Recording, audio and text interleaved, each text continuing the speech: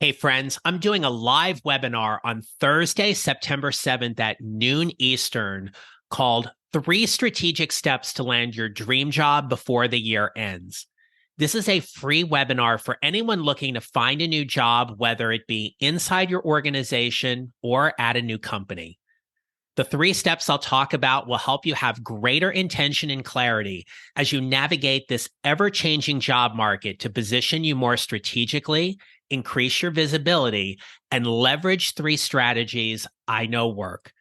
You can visit my website at johnneral.com/webinar, check the show notes, or on my LinkedIn page to secure your spot today. And if you can't attend live, don't worry. Register anyway, as a replay will be available for all registrants. See you then. If you've ever been deemed a high performer or a high potential, you've probably experienced some pretty amazing points in your career. That being said, you've probably experienced some dramatically low or disappointing times in your career as well, because your success, which was once easy to achieve, got difficult. Well, you are not alone. In this episode, I will help you understand the curse of the high potential or high performer and what you need to do for yourself, as well as for anyone on your team or inside your organization that might be suffering from this curse as well. Let's get started.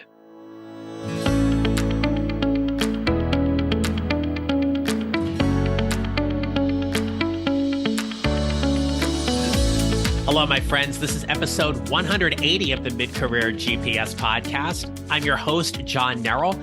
I help mid-career professionals who feel stuck, undervalued, and underutilized show up to find a job they love or love the job they have by using my proven four-step formula. Now, typically on Thursdays, it is an interview episode, but I'm a little bit behind after vacation, and I've been banking some episodes for the next couple of months. So next week, I'll have another great interview for you. But for now, you get me twice this week. So this whole idea about a high potential or high performer, I first became aware of this when I was teaching middle school mathematics. Now, as many students right now are back at school, and in the district where I used to teach, our students were academically tracked for English language arts and for mathematics. And so I had some classes which were quote unquote advanced classes. And these were students who had demonstrated proficiency in mathematics, and they were doing math essentially a grade level or two above where they currently were. Well, what I learned during that time was that while some students were able to handle that kind of academic rigor, some weren't. In fact, for some of them, this was the first time that math got difficult for them. And for some, it was a crushing blow to their self-esteem or to their self-image as a student that all of a sudden what once was easy was no longer. Well, isn't it ironic that that same idea transfers to our professional lives as well? Sometimes we just aren't able to perform at the same level we used to. So to help ground this conversation, I want to go through some definitions with you to help just put some greater context around this. So by definition, a high potential is someone who has been identified in the organization as having a lot of possibility or potential for success. They are usually mentored or given training opportunities to benefit their career progression and value inside of the organization. A high performer, by definition, is someone who's been identified in the organization as being exceptionally productive and consistently delivers high-quality work. They're usually called on for special projects and assignments because of their professional brand, reputation, and dependability. And if you're wondering, yes, you can be both. You can be both a high potential as well as a high performer. And while there are benefits of being identified as either or both, you need to be careful because those benefits can also be a curse. So if you have ever been labeled as a high performer or high potential, or you're managing and leading a team where some people on your team may be identified as such, here are some things that I want you to consider about what I'm calling the curse of the high potential or the high performer. So the first is unrealistic expectations. Being labeled as a high potential or high performer can come with this pressure to constantly outperform or exceed expectations. Now, this can lead to burnout and stress in your workplace and in your job as the person feels that they need to maintain this exceptional level of performance at all times. I remember working in one particular organization where somebody was tagged as a high performer, high potential. They were given additional responsibilities, but the supports were not in place for them to be successful. So now they move into this new role. They're struggling. They're challenged to try to keep their head above water, so to speak. They're getting overloaded. They don't know who they can turn to or who they can talk to. They don't have leaders and managers in place who are there actively checking in on them. And so what's their decision? Their decision is to leave because it's that fight or flight syndrome. And now it's too hard. It's too difficult. So they're just going to go ahead and leave. They're going to start over somewhere else. Additionally, what happens though is that sometimes these employees can develop a risk aversion. In other words, that their fear of failure can be so high that they don't want to jeopardize their reputation. And so what that looks like then is that they pull back or they withhold themselves from volunteering or accepting new challenges or innovative projects because they don't want to fail.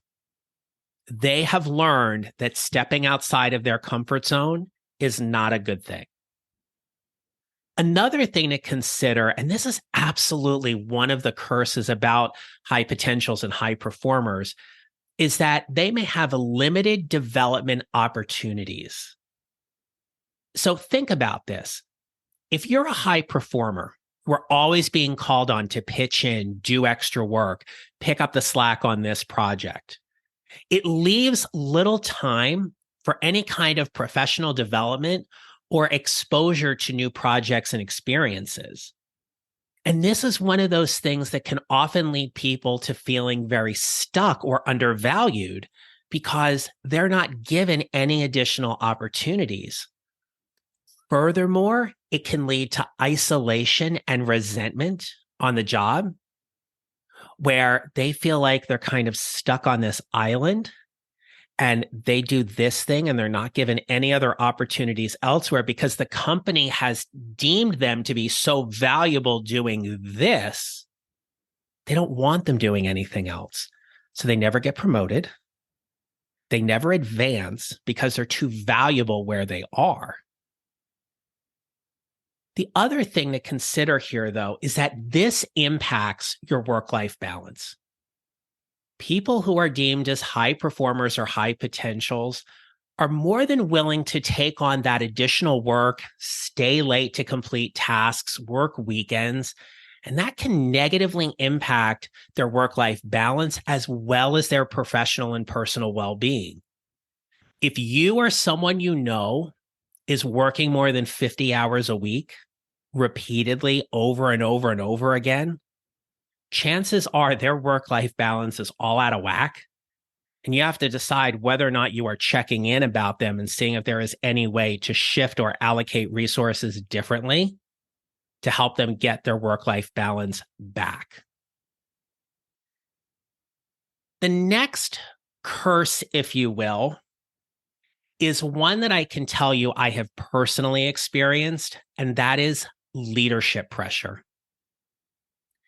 People who are tagged as high potentials are often groomed for leadership positions. However, they are often thrust into these leadership roles without proper training or support, and that can lead to unnecessary or unwanted stress and potential failure if they are not adequately prepared. The phrase "the honeymoon is over" comes into play here because Think of the person who gets elevated into a leadership role and they're like, you're good. You know what you're doing. You're going to be fine. We've heard all those things before, right? You're going to be fine. And all of a sudden it gets difficult. And so if there are not proper supports in place and that person does not have the skills or capacity to manage up and have those kinds of conversations, they will fail. There is no other way for me to describe it. They will fail. And this in part is due, and this is where it is a management issue, is due to a lack of feedback. So when someone gets elevated into a role, there are some managers who might hesitate to provide constructive feedback for fear that it could demotivate them or lead to an underperformance. So rather than say anything at all, they're going to just let them figure it out. But we know without proper feedback, that work becomes difficult for these high potentials and high performers to achieve, and they don't know how to identify what necessarily are those areas of improvement that are ultimately going to lead to their success. And that piggybacks onto the next one. Oftentimes, high performers and high potentials have difficulty handling failure. They might struggle to actually cope with what they define as failure because their self-worth and identity are closely tied to their successes. I remember seeing this in my students. If they were the A student and they're taking an freshman level algebra class in 8th grade, and now they're consistently getting Bs, they're thinking, what's wrong? Or they get a C on a test or a D on an exam. What's wrong?